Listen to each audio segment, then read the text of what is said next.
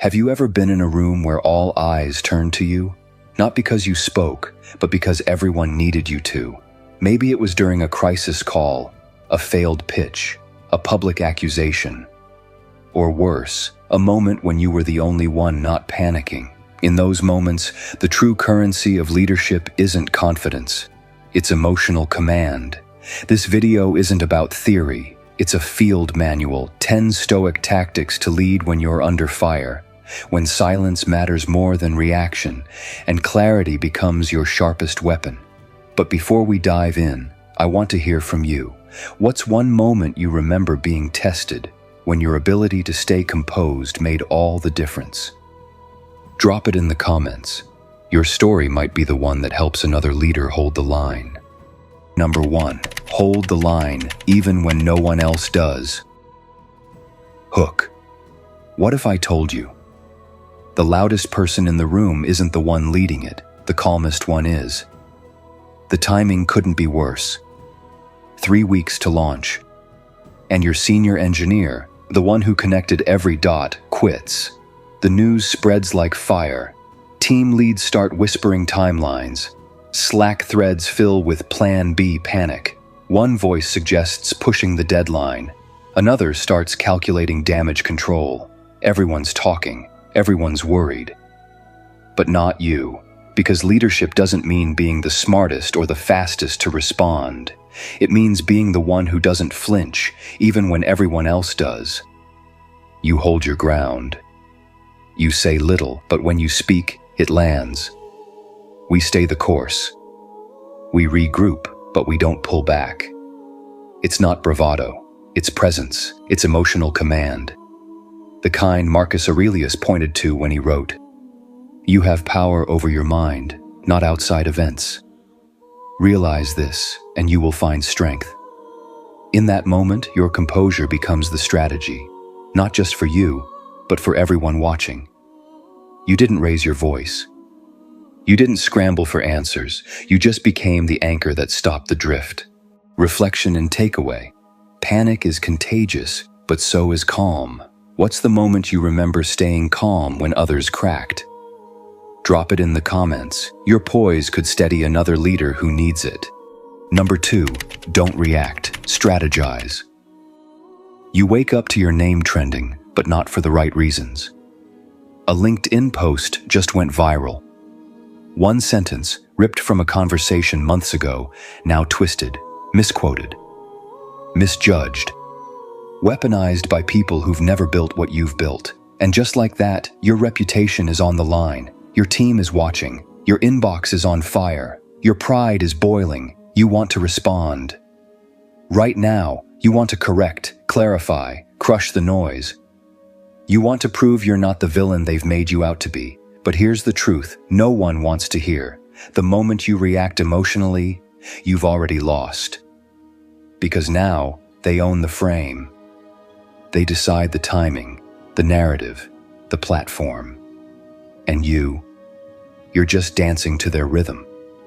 Reacting is human. But you didn't build all this by being just human. You built it by staying calm when others cracked. You take a breath, and that breath is your battlefield reset. Because leaders don't win by fighting every battle. They win by choosing the battlefield. Epictetus said, "If someone provokes you, remember, your mind chose to be provoked." You remember that now. You close the laptop. You don't write the angry post. You don't join the mob. You don't leak screenshots. You step away. Because you know the long game is built on restraint. Instead of reacting, you start gathering. Who's amplifying this?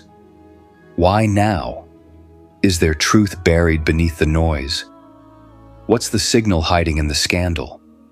You call one trusted advisor, not 10. You audit the facts.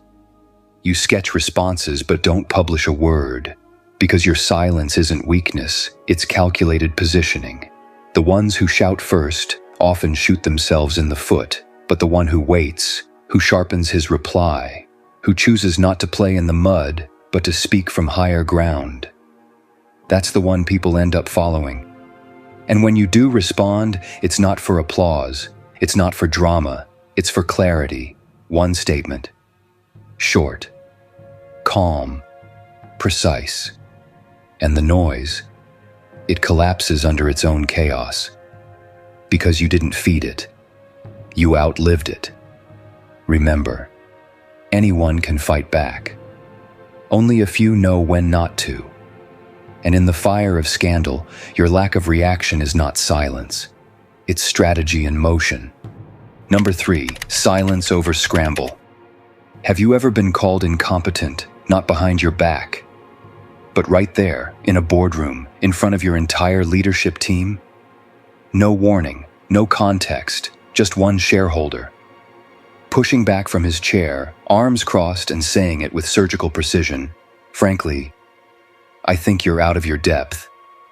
The room goes silent. You hear someone shift in their seat. A cough. An open laptop clicks shut. And then, all eyes turn to you. This is the moment. The one your ego wants to win. The one your heart wants to defend. The one your instincts want to fight, but deep down, you know something most never learn. The first one to react loses. Because in that tension, the one who scrambles to explain, to justify, to prove worthiness, they give away power. And you've trained too long to hand over control that easily, so you sit back, breathe. You let the silence expand until it becomes unbearable for everyone else, because while others see silence as fear, you know it's leverage. Seneca once wrote, "Silence is a lesson learned from the many sufferings of life." You're not going to perform, you're going to observe. You study his tone, his motive, the room's reaction. You don't scramble, you anchor. Let the critic run out of breath, let the tension work in your favor, and then, when it's time, you respond without raising your voice. Not to defend your ego, but to redirect the frame. You shift the spotlight back to data, to decisions, to facts. You speak once, calmly, clearly, with command. And in that moment, you prove something far greater than competence. You prove emotional command under fire, because great leaders aren't the loudest in the room. They're the ones who can hold pressure without breaking formation. The ones who choose silence, not because they're empty, but because they're full of strategy.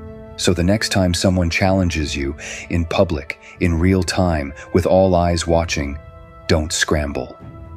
Own the silence, and let the room recalibrate around your stillness. Number 4, decouple ego from emotion. Most people think leadership is about control, but in the real moments, it's about restraint. The room is full, company-wide meeting. You're presenting the last quarter's outcomes, and deep down, you know they're not stellar. You finish speaking. Silence lingers. Then a hand goes up. It's a junior team member, smart, ambitious, and apparently bold. He asks, "Don't you think that last product decision cost us more than we gained?" The air shifts. You feel your jaw tighten. Not because he's wrong, but because he said it, publicly, in front of the whole company. Your ego is begging to strike. You can hear it in your mind. Who does he think he is? You've been building this place since before he learned how to unmute on Zoom, but then you pause. Because this is the fork in the road. React or lead. And Stoicism teaches you the better path. Marcus Aurelius reminded himself, when someone does wrong, it's because they believe it's right. The best revenge is not to be like them. So instead of defending, blaming, or shutting down the challenge, you breathe, you nod, and you say, "Fair question. Let's unpack that together." That response doesn't just disarm the moment, it elevates the room. It tells everyone watching, this is what strong leadership looks like. Not thin skin, not verbal dominance, but emotional command.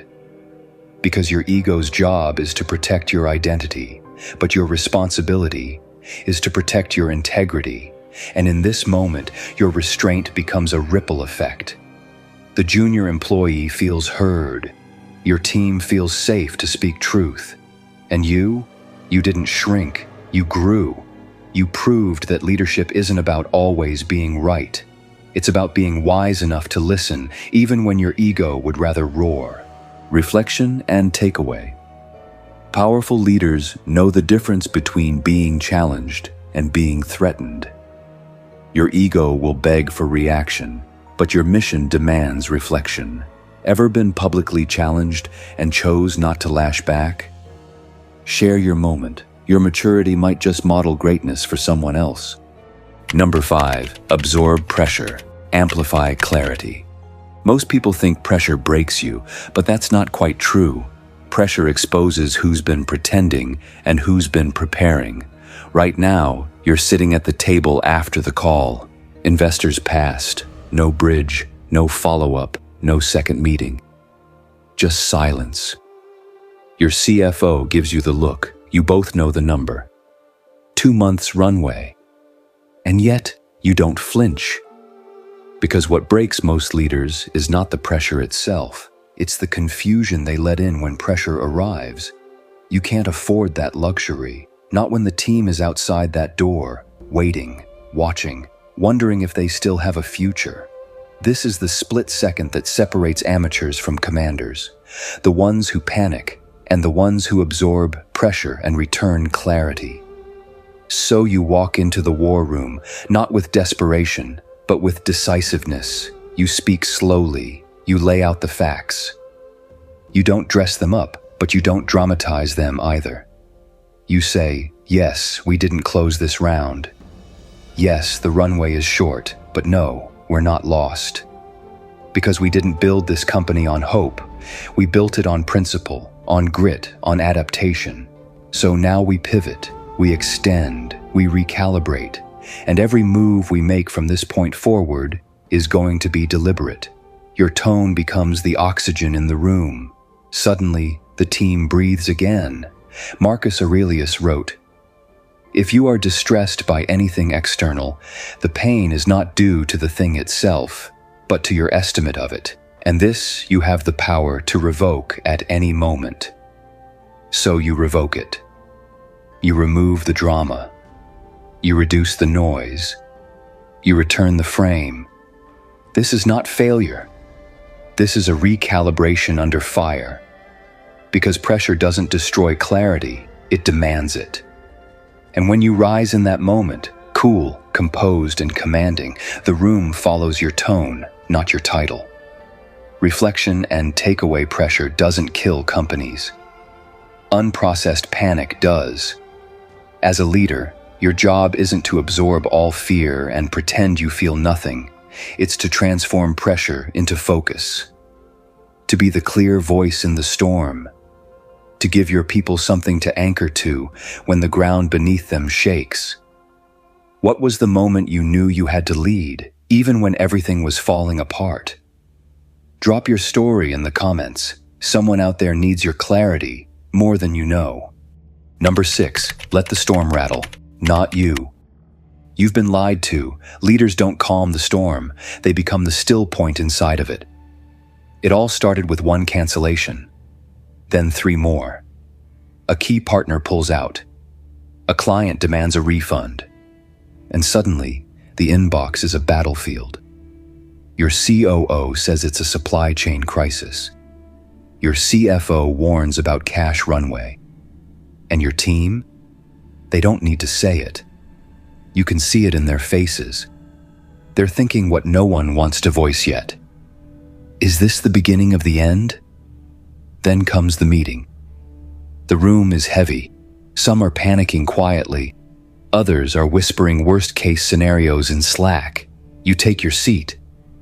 And for a split second, everyone watches you. They're not waiting for a miracle. They're watching your nervous system. Will you crack? Will you feed the chaos, or will you do what true leaders do? You exhale slowly. No frantic tone, no empty promises, just presence. And then you speak. I know what it looks like. But this company will not be led by fear. Not now, not ever. That sentence becomes an anchor. You didn't deny the storm. You just refused to let it command the ship. That's Stoicism in real time.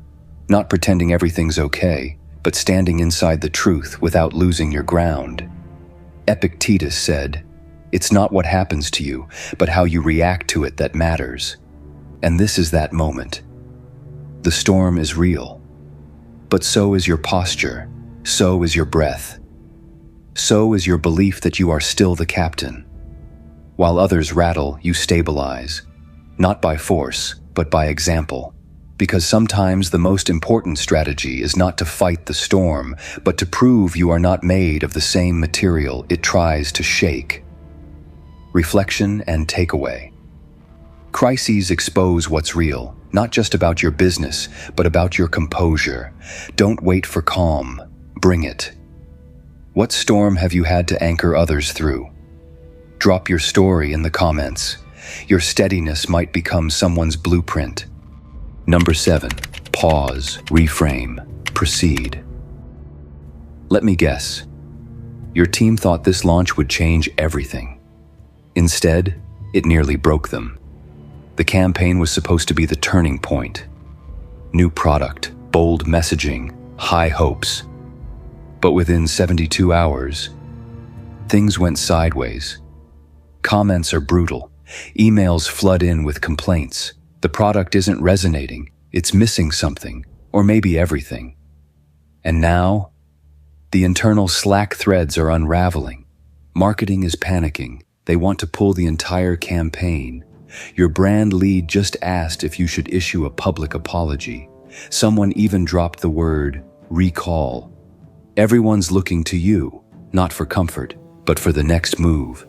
This is where many leaders react, fast, loud, desperate to do something. But that's not your play.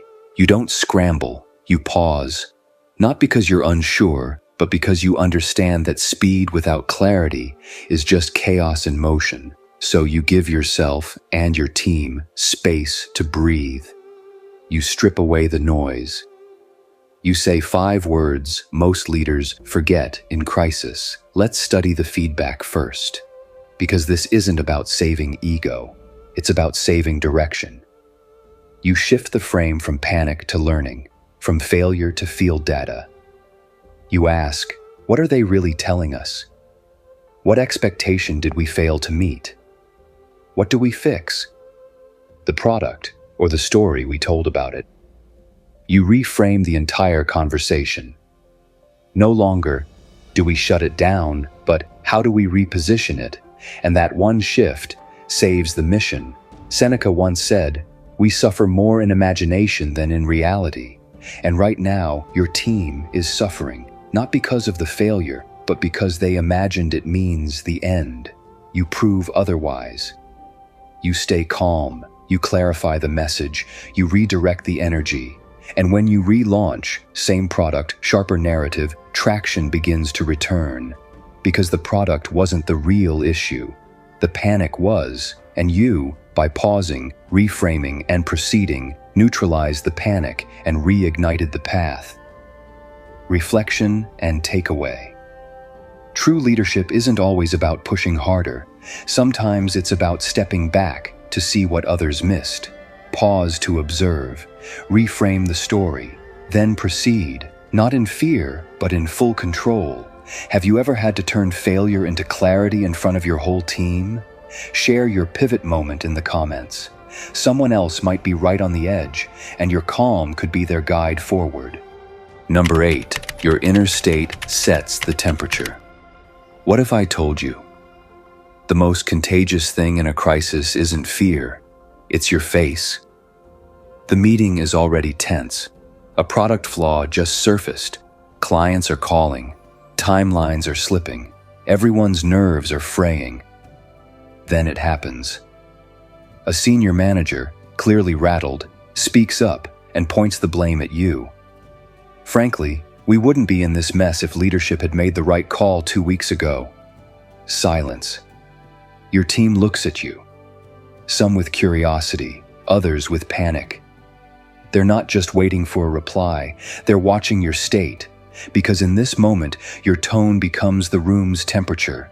You could fire back. You could defend yourself, escalate the tension, match his heat, or you could do what few leaders ever learn to do, stay cool and pull everyone back into center.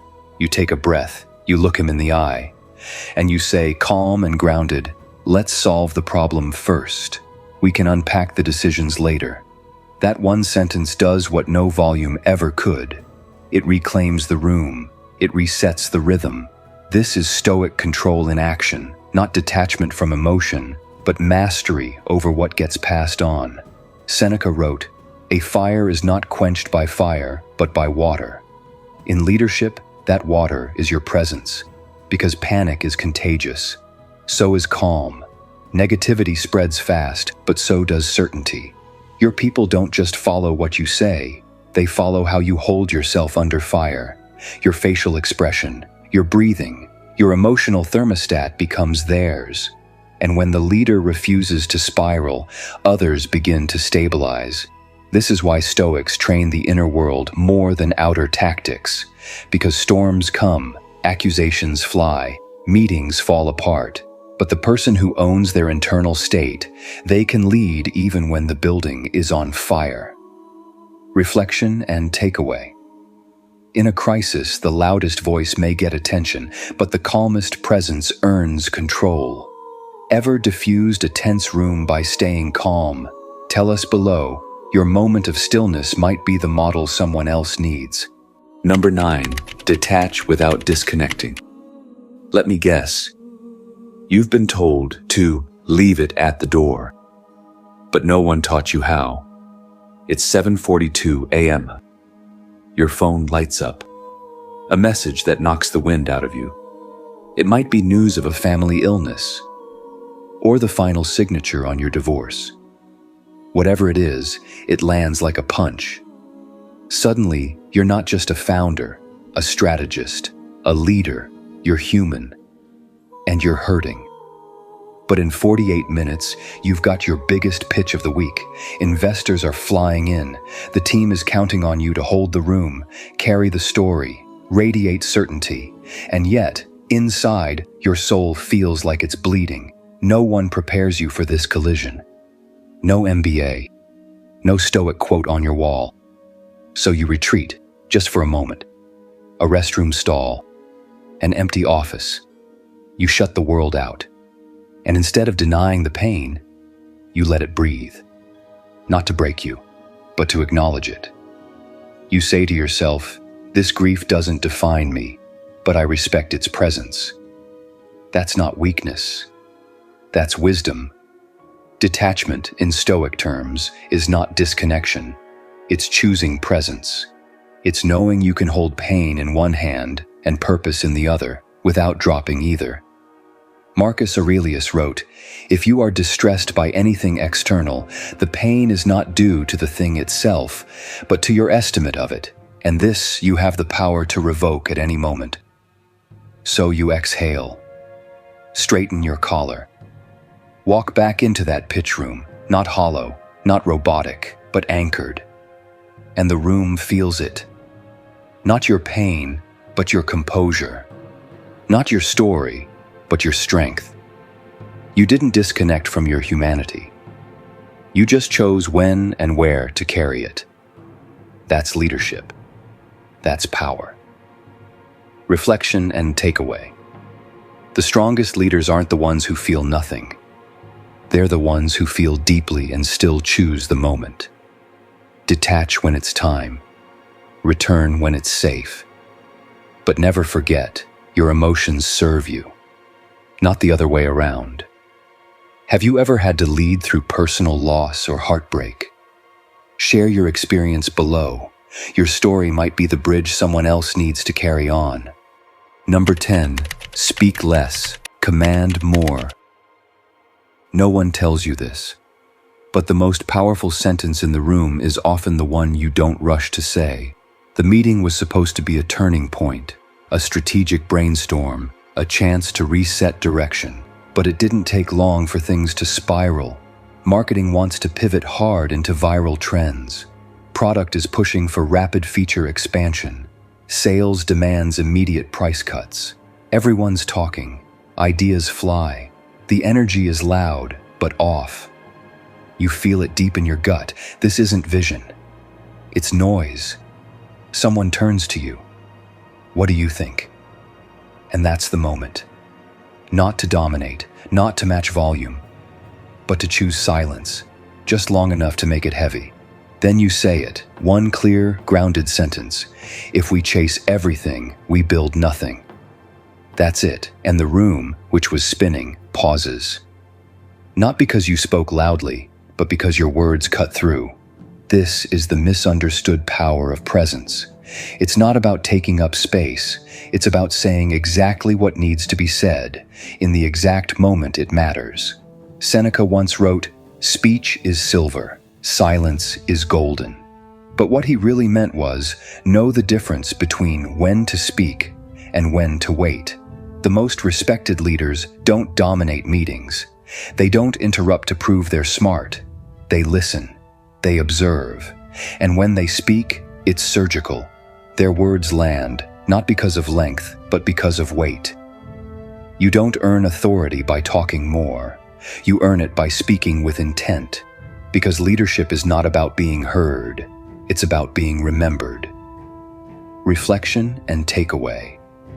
Real power doesn't need a spotlight. It lives in restraint, in timing, in words that echo long after the room goes quiet.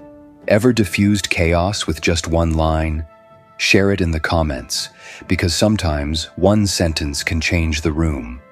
True leadership isn't forged in comfort, it's revealed in crisis. When the storm hits, when the room turns against you, when everything inside you wants to react.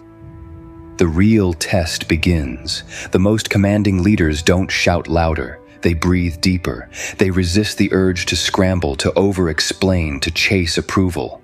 Instead, they anchor themselves in silence, clarity, and inner discipline. The Stoics taught us that control isn't about domination, it's about direction. The direction of your thoughts, your tone, your timing. These 10 tactics aren't just principles, they are battle strategies for any leader facing doubt, disrespect, or internal storms. Because in moments when others break, your emotional command becomes the deciding force. You set the tone, not through force, but through stillness. You don't prove your power, you embody it. That's the difference between a manager and a leader people will follow even through fire. And now, we turn it over to you. Which of these 10 Stoic tactics resonated most with your leadership journey? Have you ever used silence, clarity, or discipline to lead when it mattered most? Drop your experience in the comments. Your story might become the guide another leader is desperately waiting for. And if this message reminded you who you are or who you're becoming, subscribe. Because this is Stoic Synergy, where leaders are built from the inside out.